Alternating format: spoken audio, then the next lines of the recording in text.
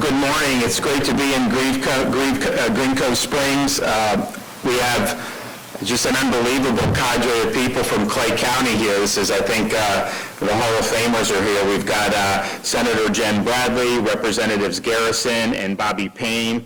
We have the Sheriff, Michelle Cook, Property Appraiser, Tracy Drake, Diane Hutchings, Tax Collector, Tara Green, Clerk of Court and Comptroller, Chris Chambliss, Supervisor of Elections. I think do we have the entire Clay County Commission with us here today? Yeah, a lot of them. So, thanks, thank you guys. And I think we have, of course, the Mayor of Green Cove Springs is here, the Vice Mayor. Then we have council members, Royal and Butler and Kelly from the City Commission, City Council, and then the Police Chief of Green Cove. Where are you at? Are you here? Yeah, thank you. Appreciate you. So really great. I'll tell you what, we're driving in here. Very beautiful morning, very beautiful part of the state. And I was telling the folks when we were discussing what the announcement was going to be and everything, my 4-year-old daughter and 3-year-old son will ask me, when can we go back to the Clay County Fair? And so I try to explain to them, that it's not something that just goes on continuously. They have at certain times, but they really love doing the different rides, and they love doing the junk food. And so we're looking to figure out, and we've done some other ones around the state, but I think this is the one that they remember the most. So we'll be sure to make it a back. They told me about what they do down the street here with the food trucks. So I got to figure out how can I do the schedule to do that. But I tell you, if I unleash my kids with those food trucks, there's going to be a lot going on. They're going to really love that. I also want to thank Dane Eagle, who's our Executive Director of the Department of Economic Opportunity, and then Jamal Sowell, who's the head of Enterprise Florida. And they're here with me today because our announcement is real exciting. We're going to be able, through the Department of Economic Opportunity, we're going to be able to announce $29 million in grants to 42 small and rural communities throughout the state under the Florida Small Cities Community Development Block Grant Program. And that includes $700,000 right here for the city of Green Cove Springs.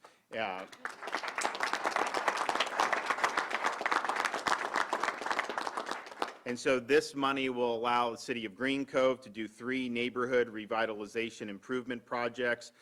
First, be able to use to replace a storm water pipe that is more than 50 years old and install sidewalk, curb, asphalt, and landscape on West Street. Second, the funding will be used to install nearly 1.5 miles of sidewalk on Highland Avenue and Center Street. And then finally, the funding will be used to install picnic tables and benches at Vera Francis Park. So this program, these grants, can only be awarded to cities with a population of less than 50,000 or in a county with an unincorporated population less than 200,000. And so with today's announcement, since I became governor, we've awarded nearly $60 million in block grants to small cities and to rural communities across the state.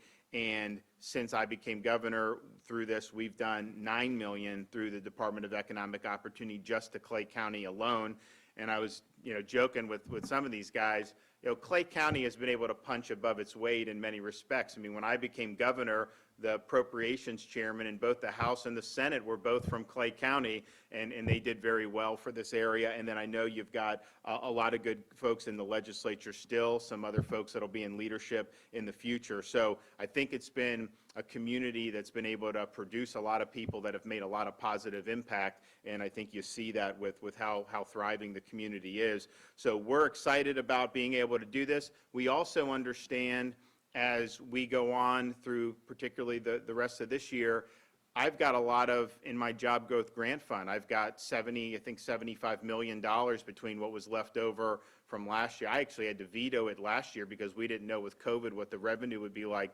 So we've got about $75 million there, and that can be used for workforce or for infrastructure. Well, we've done a lot on workforce. We've done a lot on apprenticeships. We're doing a lot on that. We've been able to use, I think, strategically federal funds to do that. And we've done that with infrastructure too. But I think we're going to have an opportunity with the Job Growth Grant Fund to work with local communities, both on the municipal and county level, identify some infrastructure needs. Obviously, they have to put up some money too, and then we could do it and hopefully be able to get a lot of projects done in the not too distant future. So you can apply on that. All the local communities can apply for the Job Growth Grant Fund, and we'll look at those applications. And basically, we want to use our resources to be able to make the biggest impacts across Florida. And I know that there'll be opportunities for us to be doing that here in Northeast Florida. So we're excited about what's going on in Clay County. We're excited what's going on in Northeast Florida. I think that there's I was talking with the sheriff beforehand about needs in law enforcement, and it's not as easy to recruit people as it used to be. But I'll tell you, we want to make sure that whatever challenges there are, I can tell you, if you have a chance to do law enforcement in Florida versus some of these other jurisdictions, you're much better off in Florida because we'll actually stand by law enforcement. And as you had a lot of people last year, these municipalities were trying to slash funding. They were attacking law enforcement. We came up and said, you know what, in the next legislative session, we're not defunding police, we're going to fund them with bonuses. And so we ended up getting the $1,000 bonuses for all sworn law enforcement, fire, and first responders and EMT. And part of that was a recognition of all the people hands on deck during COVID. A lot of there were other people working from home. Fire and police, they couldn't work. I mean, they had to do their job and they had to be out there protecting people, but then also just how poorly a lot of the law enforcement had been treated in different parts of the country. We wanted to make sure that we were stepping up and supporting them. And then, of course, we saw with the terrible collapse of the building in Surfside, those search and rescue and those firefighters, they were there immediately on the scene, and it's been basically 24/7. Obviously, when the rest of the building was brought down, they had to stop, and if there was lightning there, so there were some times where they stopped, but unless there was things beyond their control, they did it nonstop, and it was all in an attempt to be able to try to rescue people. So that was something where you take, I don't think we do, but I think some take it for granted. But then when you have those types of situations, those are the folks who are there to be able to handle these situations that happen. And obviously this building is kind of a once in a lifetime type thing. It was really, really tragic, and we'll obviously be able to get all the answers in due time about exactly why it happened. But you have all these things that can happen. Who do you want there doing it? You need the people in uniform to be able to do that. So we're happy to be able to be standing up. And I do think you will see, I think you've already seen, but there are people in these police departments and other parts of the country who, if they can get a job in Florida, they want to come to Florida to be able to do it because the culture is better and they understand that they're going to be supported much more resolutely than what they do. But make no mistake, the reason you have huge spikes in crime in many parts of the country is because of not standing up for law enforcement, having weak policies where you let people out and you're not prosecuting people who are committing habitual offenses. That is clearly causing disastrous consequences. And actually what they will do in some of these jurisdictions, they will say, oh, well, arrests are down for whatever, over a year because they're not arresting anybody. And so it's like they decided not to prosecute, and so they act like that because the arrests are down, that the actual offenses are down, but that's not true. The offenses are up. They're just not being held accountable, so it doesn't show up in the statistics, and that's very irresponsible to be able to do. But that's what you get in some of these jurisdictions where they've gone down that road. So we're happy to be supportive of law enforcement. I do think we should look at what do we need to do. I know we've done some stuff with the corrections to try to make that a little bit more of a valuable enterprise, but it was, the pay is not great. We've done some stuff to increase that, and obviously you have in the municipal and the county level as well. You got a lot of people that are working really hard. We want to make sure that we continue to attract good people. At least you'll know in Florida you're going to have support. And then we're looking forward to seeing what we'll do in the next legislative session. We're working on a bunch of different things, and we'll have some announcements as we get into the fall about how to move the ball forward even more for the state of Florida. But I think we were really productive this year, and I think we'll be able to build on those successes going forward. Part of that, though, is to make sure And we've got some really big populated areas. They're great, and they do a lot for the state, but we've got to make sure that we're tending to our small municipalities and some of our rural communities. And so that's why we're here today with this great announcement of almost $30 million. And we're going to be here, we're going to be in Taylor County, and then we're going to be in Liberty County providing awards for a lot of these different areas. So I'm excited, and I'd love to have Dane Eagle and Jamal come up and say a few words.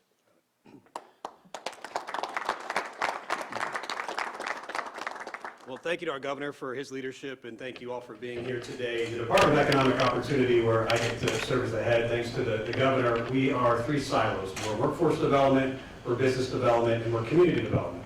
And those are three legs of the stool of economic development, and without one of them, that stool falls. So that's why it's so important that we're here today to announce these community development block grants. Now, we're doing $29 million in 42 different communities, as the governor mentioned. The $700,000 is going right here in Green Cove Springs, which is the larger end of those grants that we're doing.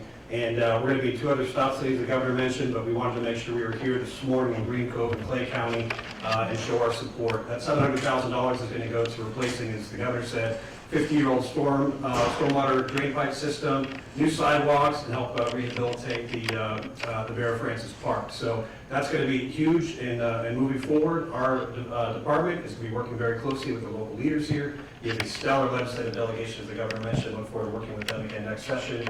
But we're going to be back. We look forward to helping implement this grant program and doing more for economic development in the area and the state of Florida. But thank you to the governor for his leadership. Thank you to my partner in crime, good crime that is, Secretary Sal, and we'll turn it over to him next.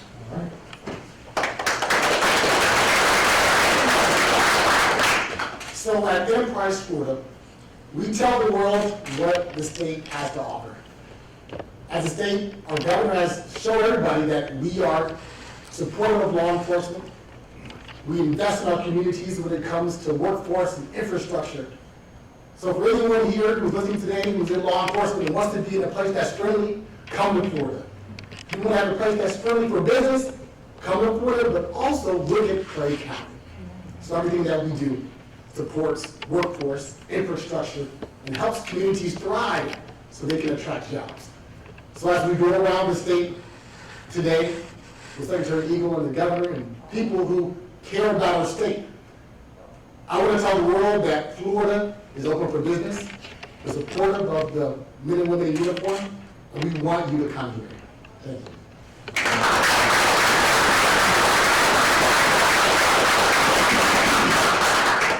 City of Green Cove would like to thank the governor. If there's one thing Green Cove recognizes, it's leadership, and we are fortunate and blessed to have Governor DeSantis as our governor and present here in Green Cove Springs. I've remarked many times that we are the best kept secret of Northeast Florida. We spoke this morning of the park, where 1,000-year-old water bubbles to the surface, moves into the pool, falls into the run, and then into the beautiful St. John's, surrounded by live oaks. So it's my hope that we can extend an invitation to everybody here this morning to share the park. And I always say, once I get you into the park, I can guarantee you one thing, that you're going to come back. Thank you, Governor. And that, this food truck, I mean, how many people do you get for that on, you get 5,000? That's our high water mark. Okay. We get 18 food trucks surrounding the park, and we have some of the best bands. Oh, wow. Right? Okay. So, yeah, it's quite a time. And it's the second Friday of every month? Yes, sir. Okay, so second Friday of every month, we'll put something out on our social media about it. But you better be careful though, because you may get an influx, and you guys may be wishing. So we'll do that, and we'll try to make it here for that. But I definitely look. The schedule's always in flux, but I don't see how I'm going to get out of not bringing my kids to the Clay County Fair next year. I just think that they won't let me get away with that. So we're happy to be here, and we really thank for having such a great working relationship with both municipal, county level, and then obviously their delegation in the state legislature has been great, and we've worked very closely with them for a number of years. And so we'll keep making progress for Florida, so thanks, everybody. Take a question or two before I leave. Yes, sir? Mark Plant with WGX. Regarding parlaying off your invitation for people to invite them to the state of Florida, the mayor in Jacksonville has posted on a couple billboards, Inglewood, California, Ingleside, I'm sorry, and Chicago, inviting people to our state. What's your reaction to that? Well, I think what you've seen over the last particularly years, I think you've seen an acceleration of people who've become disenchanted with a lot of bad policies in a lot of these parts of the country. I think a lot of it was COVID lockdowns and the irrationality of that. I think a lot of it has been crime and not having the wherewithal to stand by law enforcement. And then obviously the economic climate.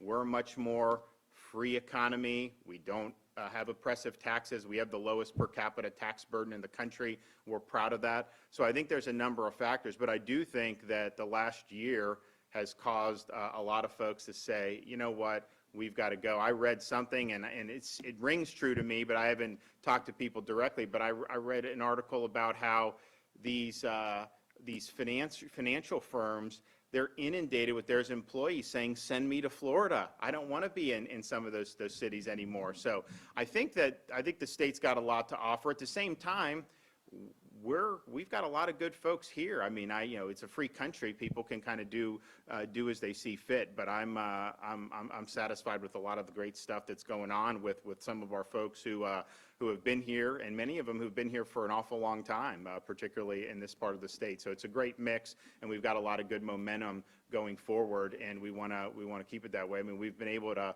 lead on a lot of different things, and I think people have noticed that, and we're proud of that.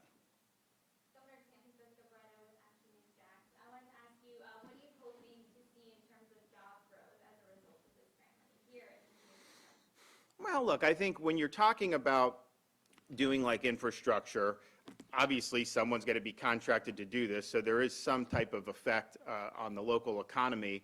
But I think the main thing is as you understand the needs of different areas, and even this with the smaller cities, and I'm telling you, people see this. There's going to be people that are going to come. This city will grow. So all this stuff is happening, and so just having that solid foundation of infrastructure, I think, is really, really important. It can help facilitate jobs. I mean, obviously, we do this in a number of different parts of the state. For example, we've done a lot in the Space Coast of Florida, and you've seen with the private investments that go in, that is ready, that the people have wanted to do that, but having some of the things with the airport, with some of those other things, really make it so that people have what they need. So I don't think it's the type of thing where you can say, hey, if you do an infrastructure project here, it's definitely going to guarantee that these jobs come. But I do think that tending to that and understanding that that's an important foundation, does help you be able to